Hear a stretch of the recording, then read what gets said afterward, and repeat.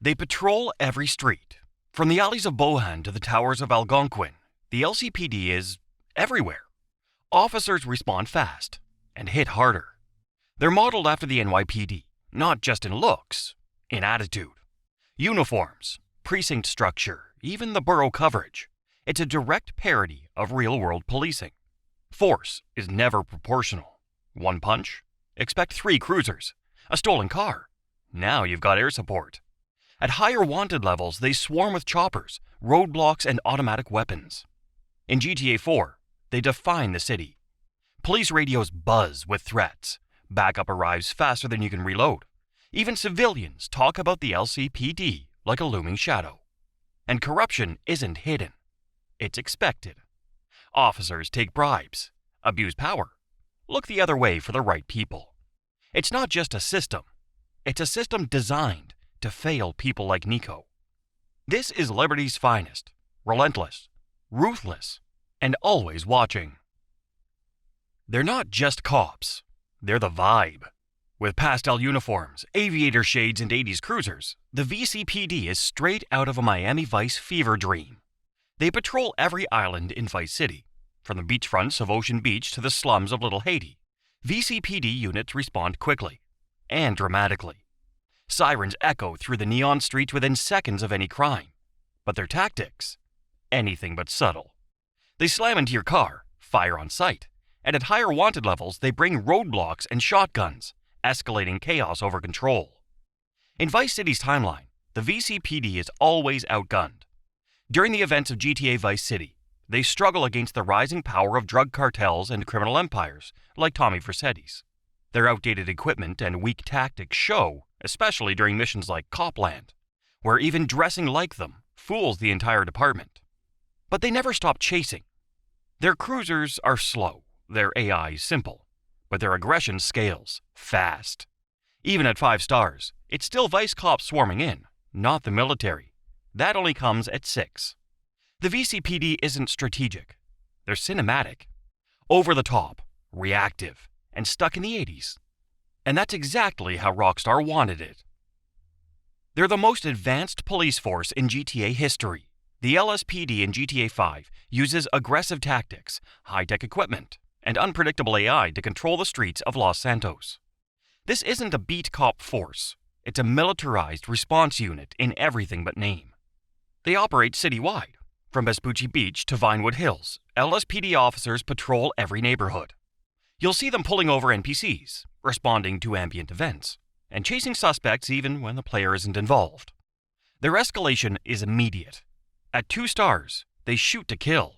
By 3, they deploy cruisers and helicopters. At 4 stars, NOOSE units join the chase. And at 5, you're facing a coordinated city-wide manhunt with spike strips, roadblocks, and rooftop snipers. They use modern tools. LSPD cruisers are equipped with dash cams, spotlights, and scanner chatter that mirrors real-world LAPD protocols. They coordinate through radio, request backup on the fly, and use thermal scopes and choppers with AI tracking to hunt players across wide areas. LSPD corruption is subtle, but present. Unlike Liberty City's overt brutality, Los Santos' corruption is quieter. Characters like Steve Haynes use the LSPD for personal gain. Officers ignore certain crimes, harass pedestrians, and reinforce the city's class divide without question. They're not designed to protect you. They're designed to control you, to box you in, to make sure nobody gets out clean. They patrol the Badlands, from the dusty roads of Sandy Shores to the hills of Mount Chiliad. The LSSD handles law enforcement across rural Blaine County in GTA 5, not to be confused with BCSO. The game files, vehicle decals, and uniforms all confirm there is no BCSO in canon. Every rural officer in GTA 5 wears the LSSD badge, short for Los Santos County Sheriff's Department. Even though they operate far from the city, they're more rugged than refined. LSSD deputies drive off-road trucks and SUVs, shout through bullhorns, and fire without hesitation. Their AI mirrors the LSPD in aggression, but their vehicles are built for dirt trails and desert shootouts, not high-speed city chases. They cover more ground with fewer rules. You'll find them responding to illegal hunting, meth labs, and biker gang shootouts. But don't expect de-escalation. These deputies chase just as hard as their city counterparts, often swarming the player in back road ambushes. Their uniforms may look casual. Their tactics don't.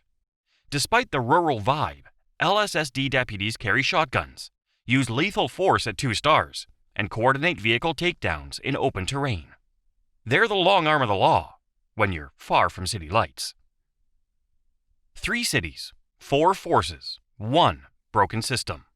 In GTA San Andreas, every major region has its own police department, each one aggressive, territorial, and deeply flawed.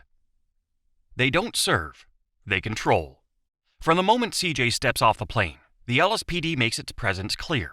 He's intercepted by Officer Tenpenny, Pulaski, and Hernandez, all part of the Crash Unit, a corrupt division modeled after the real-life LAPD's infamous Rampart scandal. They're not just law enforcement. They're a criminal operation in uniform. Crash uses its badges to plant evidence, frame rival gangs, and exploit street-level violence to maintain control. Tenpenny manipulates both CJ and high-ranking gang leaders like Big Smoke, using fear and leverage to maintain his grip over Los Santos. The department acts with brutal force. LSPD cruisers patrol Yankton, Idlewood, and East Los Santos, often initiating shootouts over minor infractions. At higher wanted levels, they deploy roadblocks, barricades, and multiple units, and open fire without hesitation. They're present everywhere, until the city needs them. When Tenpenny is acquitted, the LSPD withdraws from large parts of the city, triggering a wave of chaos and civil unrest. Riots erupt in Yankton, Commerce, and Verdant Bluffs, but the police are nowhere to be seen. They leave neighborhoods to burn, while their leadership flees accountability.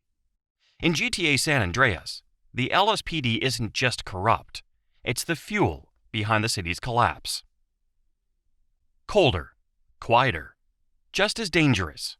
San Fierro might not have the chaos of Los Santos or the neon madness of Venturas, but the SFPD keeps the pressure high behind the scenes.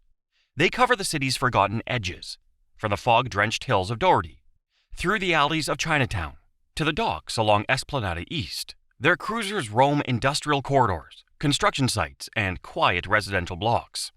Their presence is clean, but absolute. Officers wear black tactical-style uniforms and drive blue and white patrol cars unique to the region.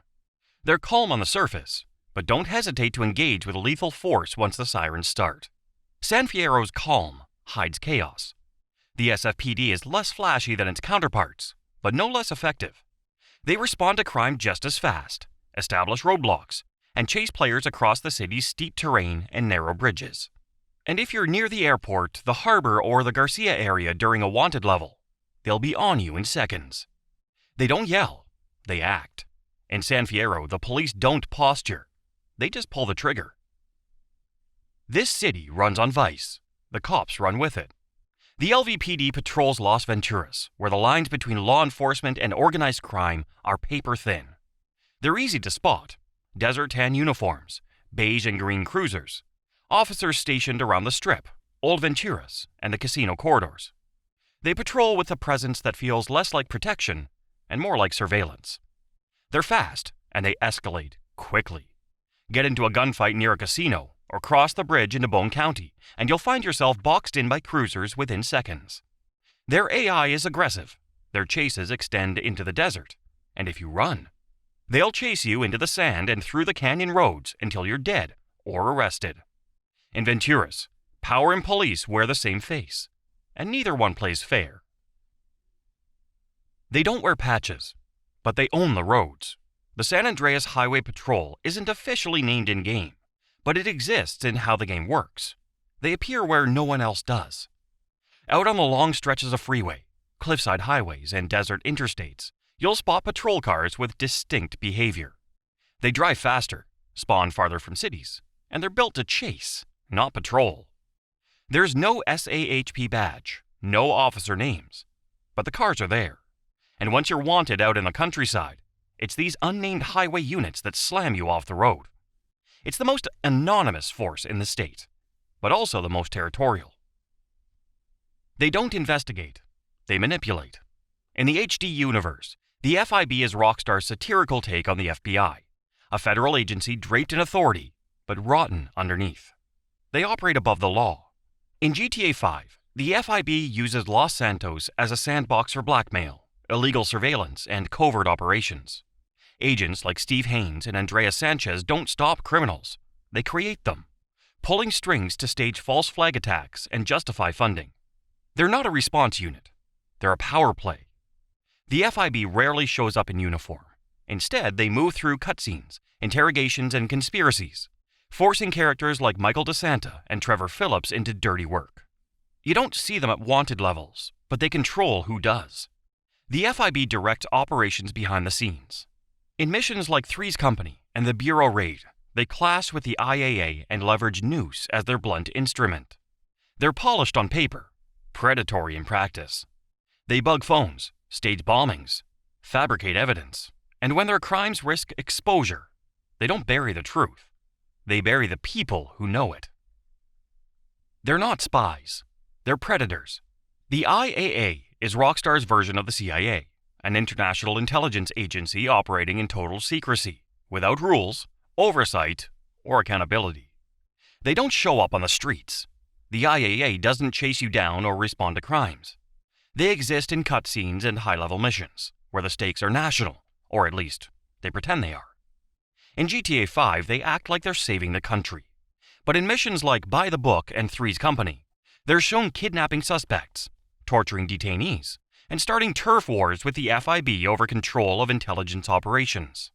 Their tactics are covert. Their morals are gone. They surveil entire cities, track civilians, lie to Congress, and when a problem can't be solved quietly, they don't hesitate to throw people into black sites or erase them entirely. They don't protect national security. They weaponize it. They don't arrive early. They arrive when it's already too late. The National Office of Security Enforcement, or NOOSE, is Rockstar's version of Homeland Security, a federal tactical agency deployed only when things spiral out of control. They're not police. They're paramilitary. NOOSE appears in GTA 4 and GTA 5 during high wanted levels, usually 4 stars or higher. They arrive in armored trucks, deploy in squads, and fight with assault rifles and advanced tactics. In GTA 5, they're used as muscle by the FIB. During missions like the Bureau Raid and Three's Company, NOOSE teams repel from helicopters, breach buildings, and eliminate targets with extreme force. They don't negotiate. They neutralize. Once deployed, they set up perimeters, lay spike strips, and coordinate with air units to box you in. They'll chase you on foot, cover their teammates, and clear entire buildings room by room. When NOOSE shows up, it's not a police chase anymore. It's a siege. They don't wear badges. They wear suits. In the 3D era of GTA, the FBI operates above the local police. Clean-cut, silent, and heavily armed. You only see them when you're truly dangerous. At 5-star wanted levels in GTA 3, Vice City, and San Andreas, the FBI spawns in unmarked black cars, often FBI ranchers or sentinels, and sends elite agents in dark suits, armed with SMGs or M4 rifles. They drive fast, flank smarter, and hit harder. FBI agents don't follow the same AI behavior as local cops. They ram more aggressively, pursue relentlessly, and attack in tighter formations.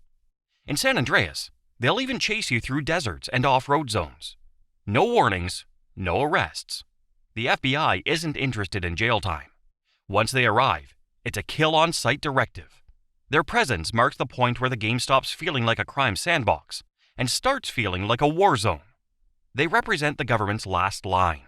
Before tanks, before the military, the FBI shows up to clean the mess, by any means necessary. They don't investigate. They orchestrate. In the HD universe, the FIB replaces the FBI, trading suits and protocol for blackmail, surveillance, and murder for hire. They're not crime stoppers. They're crime managers. From GTA 4 to GTA 5, the FIB is portrayed as a hyper-corrupt federal agency.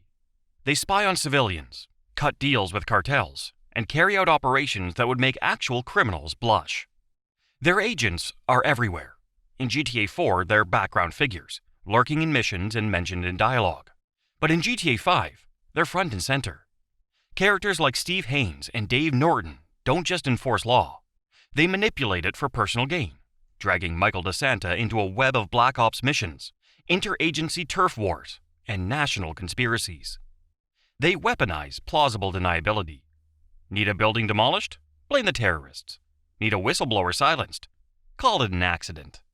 The FIB has the resources of a government, without the rules. In Los Santos, the FIB isn't a department, it's a cartel. They don't protect the country, they protect their secrets. Spies, torture, cover-ups.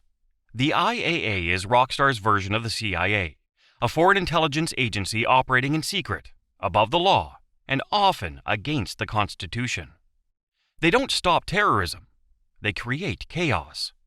The IAA appears in GTA 5 and GTA Online, often clashing with the FIB over control and jurisdiction. They're not about law enforcement. They're about covert ops, black sites, and global manipulation. Their methods are illegal. Their reach is global. In the Mission 3's company, the IAA is shown torturing a foreign national for information. The FIB stages a public extraction, not to stop the torture, but to upstage the IAA in front of the media. It's a turf war dressed up as patriotism. They're buried in bureaucracy, but soaked in blood. IAA operatives appear in suits, with access to armed security and surveillance tech. They oversee secret facilities, manipulate foreign policy, and use Los Santos as a playground for spy games. You don't fight them in shootouts. You disrupt their operations from within. In the HD universe, the IAA isn't just corrupt. It's institutionalized evil, disguised as national defense. They protect money, not people. Group 6 is GTA's most prominent private security contractor, inspired by real-world companies like G4S and Brinks. Their logo is everywhere, on armored trucks, vault doors, and security terminals throughout GTA 5 and GTA Online. They don't carry badges. They carry vault codes. Group 6 guards are seen securing banks, corporate towers, and government buildings. Their armored trucks, like the Stockade, are branded in GTA 5 and GTA Online, appearing in heist missions, security contracts, and random world events. But don't expect heroics. When robbed, they follow protocol, not pursuit. Their job is logistics. Their loyalty is profit. Group 6 protects the Union Depository during setups for the big score, unknowingly escorting the protagonists into the largest heist in GTA history. They follow procedures, stick to routes, trust the system. That's what makes them exploitable. Other firms don't fare much better. Smaller private security teams appear across the series, guarding casinos, construction sites, and high-end retailers. They're underpaid, overconfident, and usually outgunned. In GTA, private security isn't a safety net. It's just another way the rich stay rich and stay off the police radar. They protect nature with a pistol. In GTA 5, the San Andreas Park Rangers patrol the Chiliad Mountain State Wilderness, primarily operating in Blaine County. They wear brown uniforms, drive green and white park ranger SUVs, and appear on trails, campsites, and forest roads. They're not just decoration, they're active law enforcement. Park rangers are a separate unit from the LSPD or LSSD. Though not mentioned by name in the police scanner, they function as armed patrols in national park zones.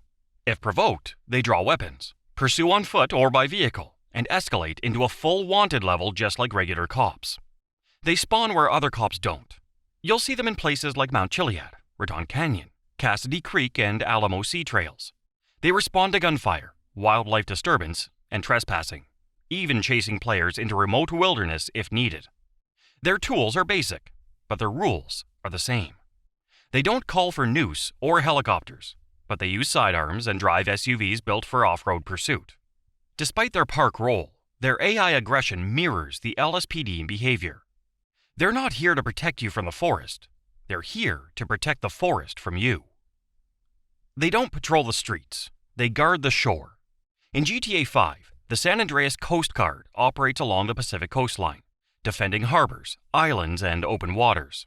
You'll find them stationed at Port of Los Santos, Elysian Island, and aboard boats near prohibited zones like the Humane Labs outflow. They're armed and territorial. Coast Guard officers carry SMGs or carbines and operate speedboats equipped for interception. They don't trigger wanted levels by default, but entering restricted waters near military or government facilities may cause them to open fire or escalate to military response. They only show up where the water meets danger. While they don't patrol inland rivers or lakes, they spawn near submarine mission areas, heist drop zones, and offshore story missions like monkey business. They may not chase you across land, but you'll feel their presence if you push the wrong waters. They aren't lawmen, they're gatekeepers.